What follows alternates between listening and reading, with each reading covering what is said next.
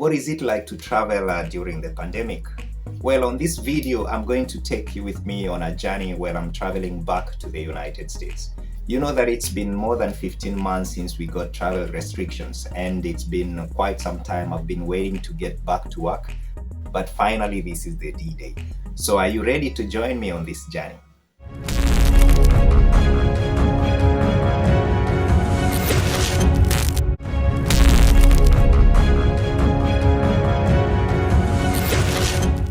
Hey there, welcome back. My name is Boni. If you're new here, please consider subscribing into this channel, and that way you will not miss out on any video. For my returning subscribers, I want to thank you so very much for your support, for your comments and your views. May God bless you. So today I'm getting ready to travel. I have all my luggage, I have all my paperwork ready. If you know, yesterday I did a PCR test, and if you haven't watched that video, check the link above and it will give you my experience on the PCR. I have all my paperwork done, and I've also checked that my luggage is ready. I always have a weighing scale that is quite handy. I check on the airline that I'm traveling with. So today I'm traveling Qatar Airways, and I've gone on their website while I was checking in online, and I've seen they're allowing 23 kgs for 2 pieces. So I got 2 pieces, and I also have a carry-on. My documents and all my paperwork goes into the carry-on, as well as my laptop and my phones and all the chargers and all that. This way I'll make sure that I have everything with me.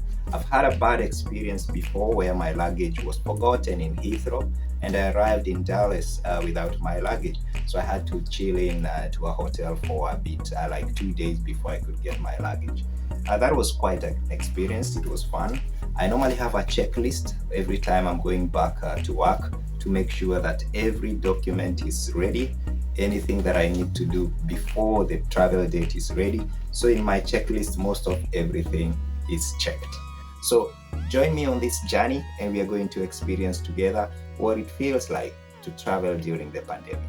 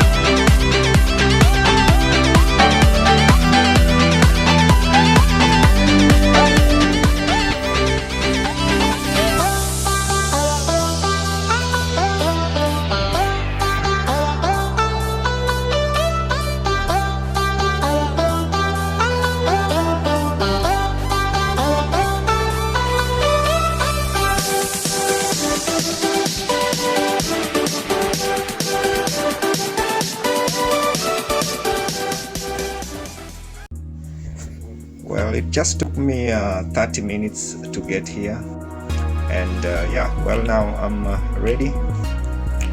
And as you know, it's been a year of canceling trips and staying at home, and right now travel is slowly resuming, but surely it's different from last year when I was coming back after being stuck in Barbados.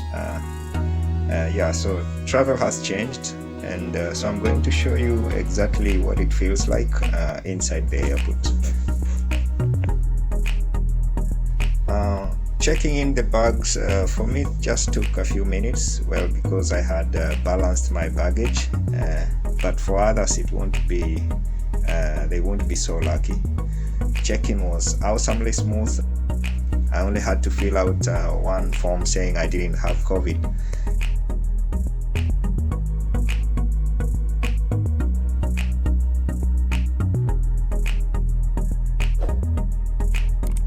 So here is the fun part, going through the immigration. I see the biggest change at the security is a good one, whereby rather than hand over your passport or ID and boarding passes and show your face, many airports now allow you to simply stick your ID in a reader and get it back and go on your way. And that's quite fun. And Most but not all restaurants and convenience stores are open inside. I see these days that you shouldn't struggle to get a bite or grab a coffee or buy some drinks or snacks before your flight. And some airports are also still offering the Wi-Fi, so you can still like call or notify whoever that you checked in and all that kind of stuff. So I'm waiting for my flight, waiting to board. So I'm lucky I've passed through the immigration without any hassle. And yeah, let's see.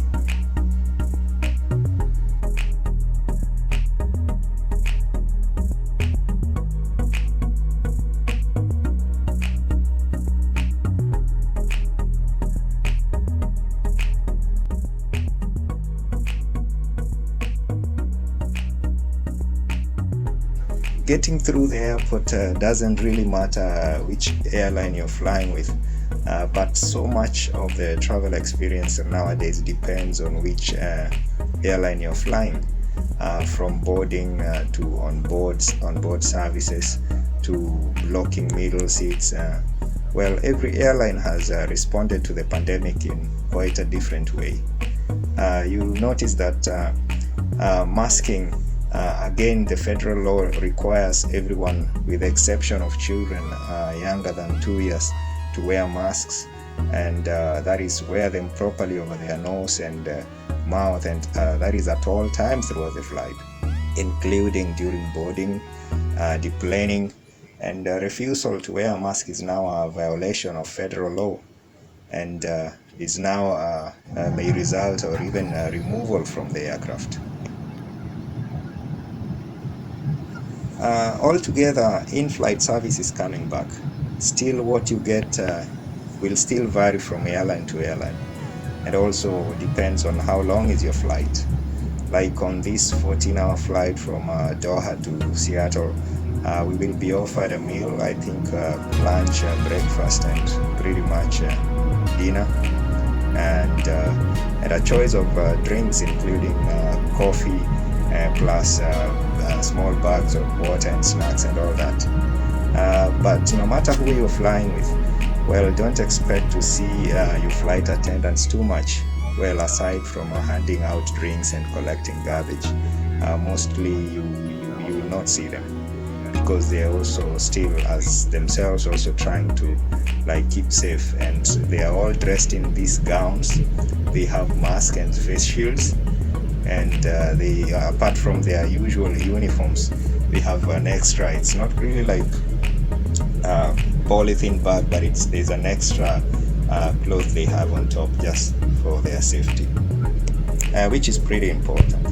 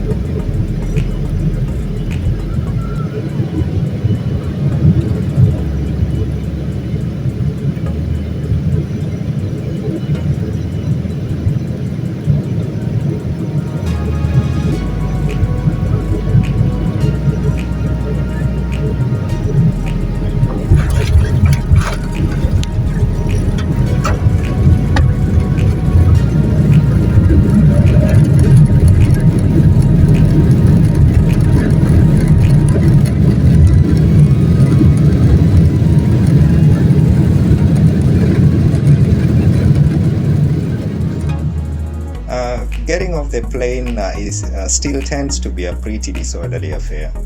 Qatar Airways in particular has done a lot calling out row by row to sit up and deplane.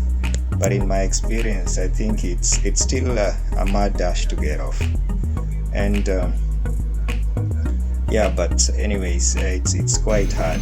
But they gotta do what they have to do.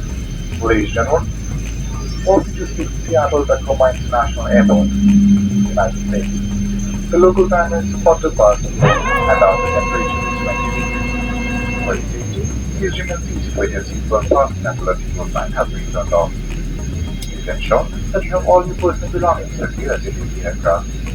Also, remember that smoking is only permitted in designated areas of the airport.